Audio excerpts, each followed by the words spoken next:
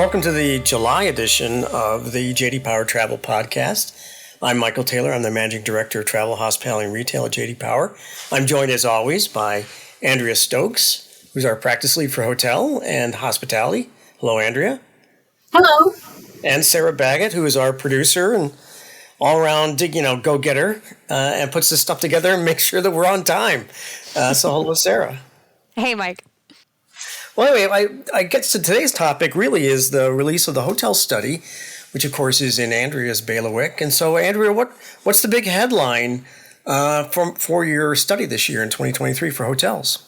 Yes, thanks, Mike. So we have the results of our 2023 hotel guest satisfaction study for North America.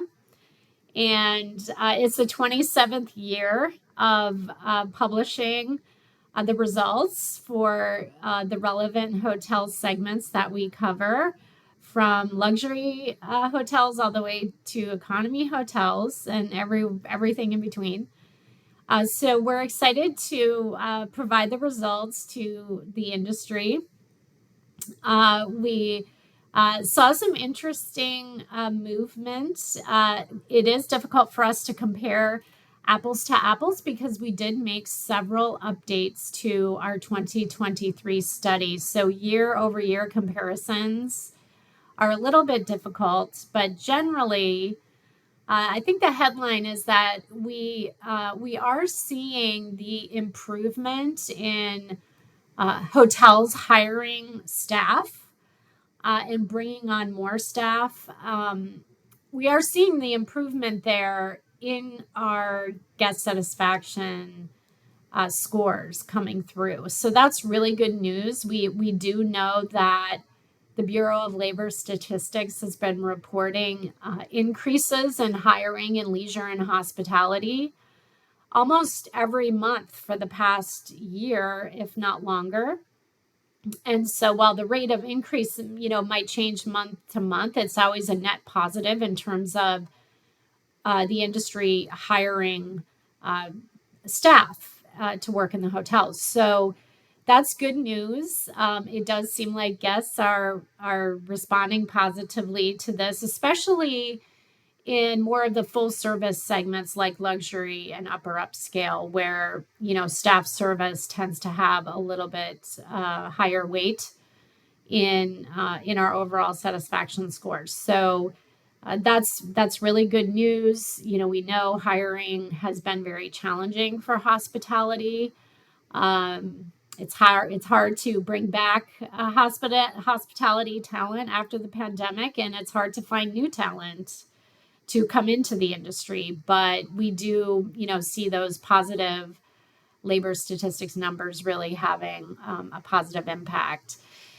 Something else that we added to our study this year was a little bit of a deep dive on hotel common areas, such as, lobbies. Basically, this came out of an idea that there are a lot of remote workers out there now. And the idea that, remote workers might be working from a hotel, and whether they're a local person or a person actually staying overnight in the hotel, that workers tend to be using hotel lobbies more maybe than in the past. They're not really looking necessarily to just be stuck in their room on their laptop, and they do kind of seek out a little bit more of a social area of the hotel property. And so it's been interesting to sort of measure how important lobbies are, especially in limited service hotels and maybe even full service hotels, where guests are looking for lobbies that are warm and inviting. They're definitely looking for modern lobbies as well. So that was something that was kind of interesting to us, that really popped up as having an impact on the overall experience. Last year we did report on a decline in perceptions of value for money So we still measure that. We still are capturing satisfaction with value, and it's still top of mind for hotel guests. Room rates are still high.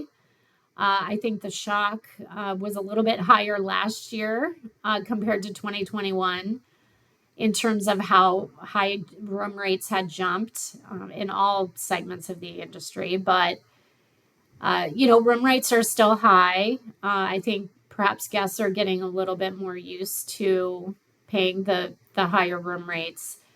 But that said, guests still are conscious of value for money. And, if they're paying a higher room rate, they do have higher expectations, even for an experience maybe that hasn't really changed generally over the past few years. So it's just something for, the industry to keep in mind as we move forward. So very excited though about the study, about the results. As I said, it's our 27th year, so it has a lot of longevity, and it does get a lot of attention. So, Andrea, when people ask me about the airline industry and the price of a ticket, which I think is analogous to the price of a room, and the explanation I usually give is that the airlines are making a lot of top line revenue, but not seeing it on the profitability side because they can't utilize all the assets they have because of the pilot shortage. So my question to you is, are the hotel companies making money at this time, or is there some kind of financial impediment for them to make a profitable year? That's a great question. Uh, yes, hotels are making more on the top line revenue side because of those higher room rates, but that doesn't, necessarily translate into occupancy. And I think the most recent occupancy numbers are fairly flat over 2022. So, granted, some markets, leisure markets, especially during the summer, right, they are seeing higher occupancy. There still is high travel demand out there. But when you look at the industry overall, occupancy really hasn't jumped um, that much. So that is an issue in terms of the bottom line for hotel owners and operators, because they do, while they can charge higher rates, you do also want to see occupancy going up, or at least not going down. And the other question I was, while you were giving us the headlines there, that I had was, the labor shortage in the hotel industry. Do people really see a big impact, or are the hotels working around the labor shortage? I mean, what is basically what is the impact, and then what's the strategy of the excuse me, I keep saying airline, that the hotels are using to kind of get around this problem? That's a great question. Again, hiring in the leisure and hospitality sector has improved. So there are more staff working in hotels. So they are managing to attract workers. Yes, hotels, just like any other industry, are facing a labor shortage. So they are raising wages, which probably, in the hotel industry is a long time coming, but that is helping. I think, workers are seeing hospitality as, a more attractive sector perhaps than in the past in terms of wages. Also, hotels are trying to figure out, what benefits, right, might attract workers, especially young workers. The industry is looking at things like, daily uh, payroll rather than weekly or, monthly, right? That seems to be kind of received positively by workers, where they can actually get their paychecks on a daily basis instead of waiting to be paid, at the end of the week. There are other, I think, smaller benefits that hotels have kind of put forward as ways to attract younger workers, and including training, including perhaps meals, especially in hotels that do have restaurants and, have more of a food and beverage operation. So I don't think it's completely solved yet, but it does seem like, the hotel industry in general is doing a much better job at attracting workers. And I'm just wondering if I'm the atypical hotel stay person. I don't really care if someone cleans my room every night or every afternoon. Is that something that people are really expecting to see? They expect that to come back, or do they not care? Yes, we do. We did capture that actually in our study this year in terms of whether, daily housekeeping was a need to have or a nice to have. Actually, the results are, generally split right down the middle, about 50-50. In terms of guests, there are, a set of guests that do expect daily housekeeping. Now, how that's defined, I think maybe a little more malleable.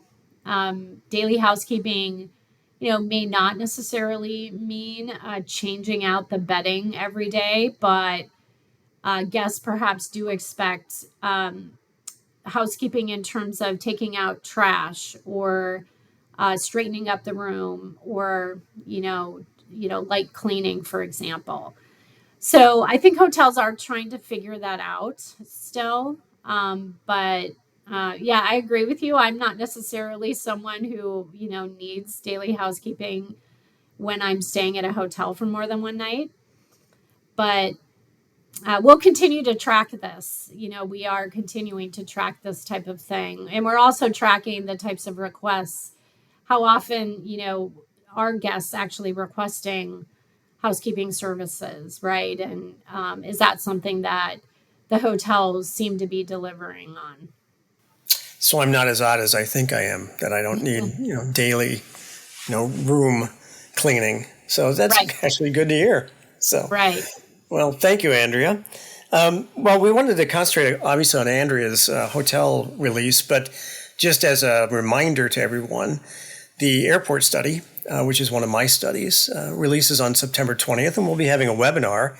And if you'd like to reach out to us to get if you don't have an invite to that webinar, Sarah Baggett can certainly send you one, or I can send you one as well. So September 20th is the release date for our airport study.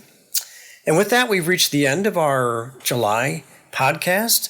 Once again, I'd like to thank Andrea and Sarah for contributing to this and organizing all of it and having some great information. And I'm Michael Taylor. Thank you very much, and we'll see you next month.